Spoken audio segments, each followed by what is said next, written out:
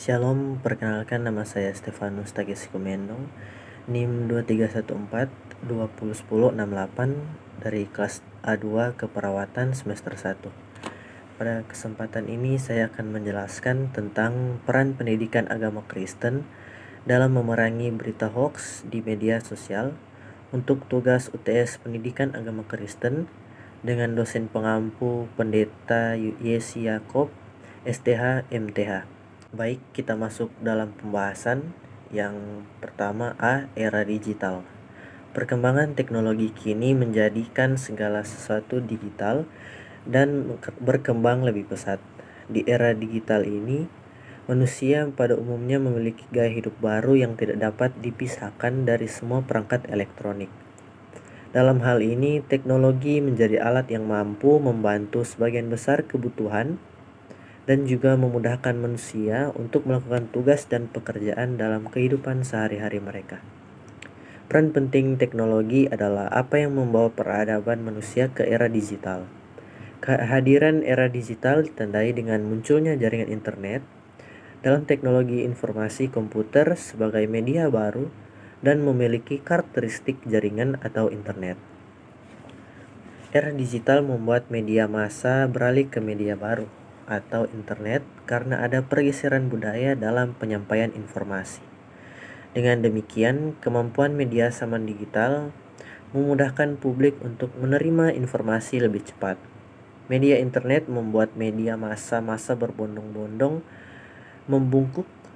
Kecanggihan teknologi digital membuat perbedaan besar bagi dunia, di mana lahirnya berbagai jenis teknologi digital yang semakin maju telah muncul dan berbagai kelompok telah difasilitasi dalam mengakses informasi melalui banyak cara dan dapat menikmati fasilitas teknologi digital secara bebas dan terkendali.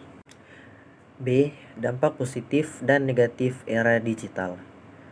Kehadiran era digital telah membawa perubahan besar bagi kehidupan manusia, baik perubahan positif maupun negatif. Ini adalah tantangan dan peluang bagi kehidupan manusia di era digital saat ini. Dalam hal ini, tantangan di era digital telah merambah ke berbagai bidang seperti politik, ekonomi, budaya sosial, pertahanan, keamanan, dan teknologi informasi itu sendiri. Perkembangan teknologi digital tentu banyak dampak yang dirasakan di era digital ini, baik dampak positif maupun negatif. Dampak positif dari era digital antara lain, perkembangan teknologi di era digital memiliki dampak positif pada kehidupan manusia.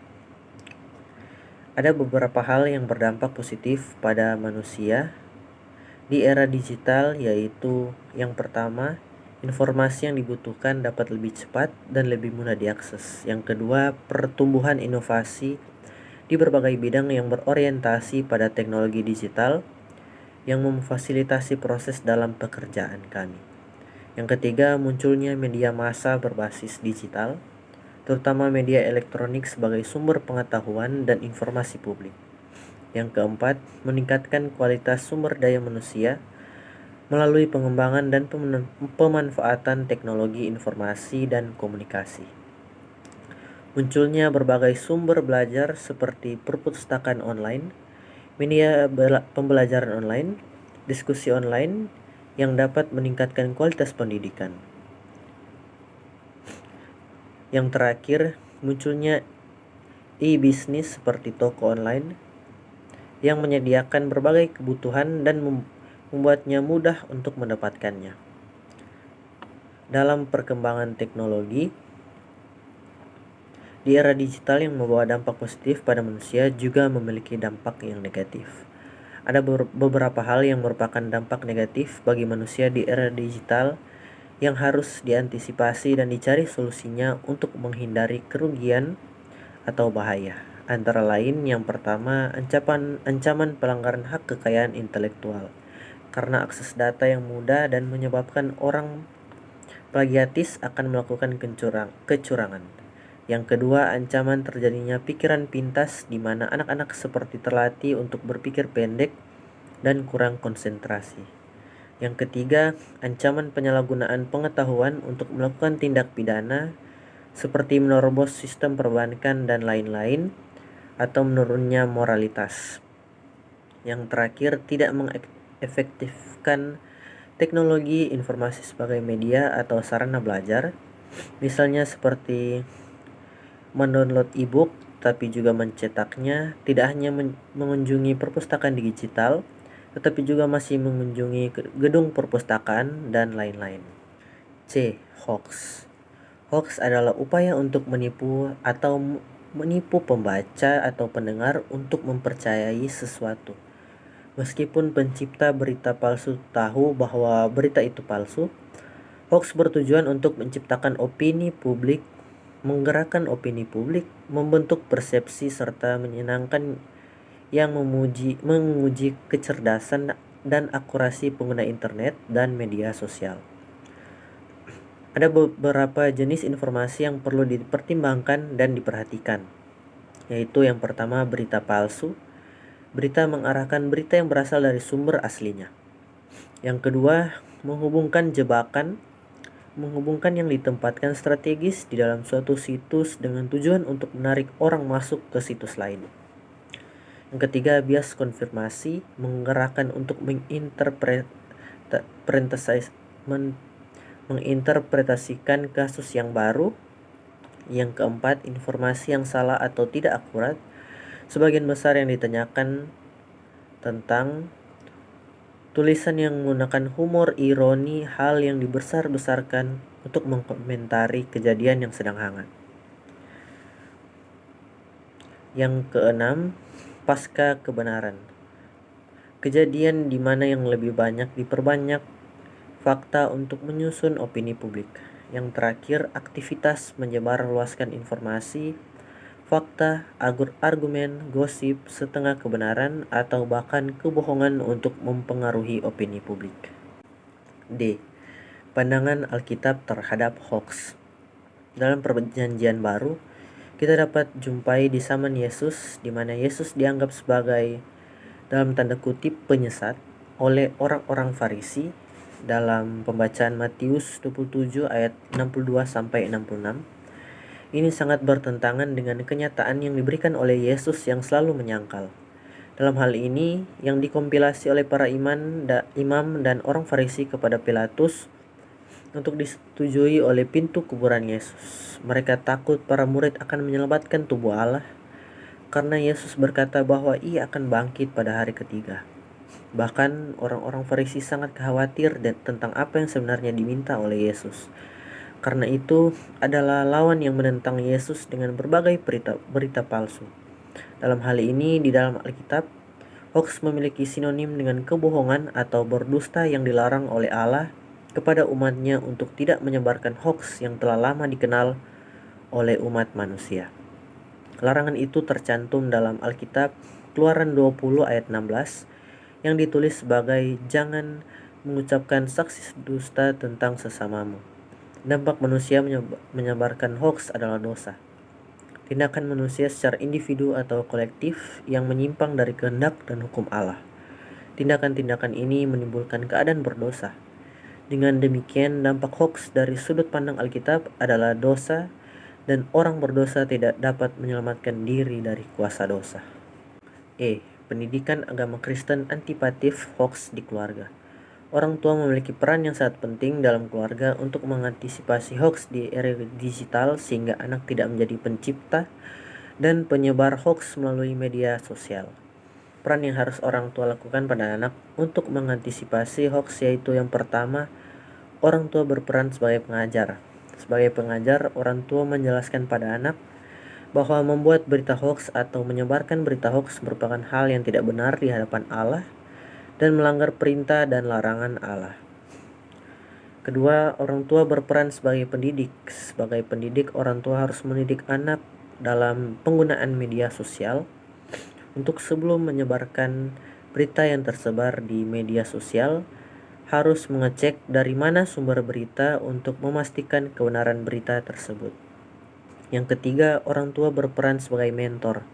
Orang tua sebagai mentor harus mengontrol dan mendampingi anak dalam penggunaan media sosial dalam memposting berita berupa teks atau gambar di medsos yang digunakan oleh anak, misalnya Wikipedia, Facebook, YouTube, Twitter, WhatsApp, Instagram, Snapchat, dan banyak media sosial lainnya.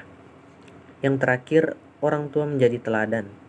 Orang tua yang berperan sebagai pengajar, pendidik, pendampingan bagi anak dalam mengantisipasi hoax, maka orang tua juga harus menjadi teladan dalam keluarga. F. Pendidikan agama Kristen antipatif hoax di gereja. Peran pendidikan agama Kristen yang dilakukan di gereja untuk mengantisipasi hoax pada era digital merupakan hal yang sangat penting. Dalam hal ini, gereja yang berperan sebagai pembentuk iman jemaat. Gereja juga harus berperan dalam pembentukan moral, yang dimana gereja harus dengan tegas menyatakan bahwa membuat berita bohong dan menyebarkan berita bohong adalah hal yang berbohong kepada diri sendiri, kepada sesama, dan juga kepada Allah. Hal itu akan sangat merusak moral dan spiritual sehingga terjerumus ke dalam dosa, dan Allah sangat menentang hal itu karena berbuat dusta. Oleh sebab itu, gereja harus dengan tegas melarang jemaat agar tidak menyebarkan berita hoax tetapi menyebarkan berita-berita yang benar. G. Pendidikan agama Kristen antipatif hoax di kampus. Dalam pembelajaran pendidikan agama Kristen, dosen harus mampu menyelipkan himbauan tentang bahaya berita hoax.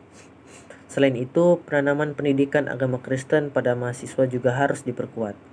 Dengan demikian, untuk mengantisipasi hoax di kampus, ada beberapa cara yang bisa digunakan, yaitu yang pertama, mengajar para mahasiswa untuk mengidentifikasi berita yang termasuk hoax atau tidak.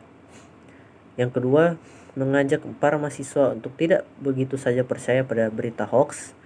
Selain itu, mengajak mahasiswa mencari referensi lain dari situs online dan membandingkan isinya dari berita ia terima sebelum disebarkan. Baik, yang terakhir kesimpulan. Sesuai dengan pembahasan tentang pendidikan agama Kristen yang antipatif terhadap hoax di era digital, maka dapat disimpulkan bahwa untuk mengantisipasi hoax yang terus menyebar, seperti virus yang terus merajalela dalam kehidupan masyarakat di Indonesia, maka membutuhkan pendidikan agama Kristen antipatif dalam keluarga, gereja, dan kampus. Dalam hal ini, pendidikan antipatif yang harus dilakukan di rumah untuk mengantisipasi hoax di era digital melalui peran orang tua dalam keluarga. Peran yang perlu orang tua lakukan dalam keluarga ialah orang tua berperan sebagai pengajar, sebagai pendidik, sebagai mentor, dan menjadi teladan. Pendidikan agama Kristen yang antipatif di gereja untuk mengantisipasi hoax di era digital, gereja berperan untuk mengajarkan kepada jemaat bahwa menciptakan dan menyebarkan berita hoax adalah melakukan saksi dusta yang dilarang oleh Allah dalam Alkitab. Pendidikan agama Kristen yang antipatif untuk mengantisipasi hoax di era digital perlu peran dari para dosen di kampus untuk mengajarkan kepada para mahasiswa sehingga tidak menciptakan dan menyebarkan hoax. Selain itu, untuk mengatasi hoax perlu menanamkan pemahaman pendidikan agama yang kuat kepada masyarakat di lingkungan keluarga dan gereja atau tempat beribadah. Selain itu juga perlu peran dari keluarga, kampus untuk mengantisipasi penyebaran hoax di dalam kehidupan sehari-hari. Dengan adanya tindakan mengantisipasi hoax di lingkungan keluarga, gereja, dan kampus setiap hari, maka akan sangat membantu pemerintah untuk memutuskan mata rantai hoax yang sedang berkembang di Indonesia saat ini. Terima kasih.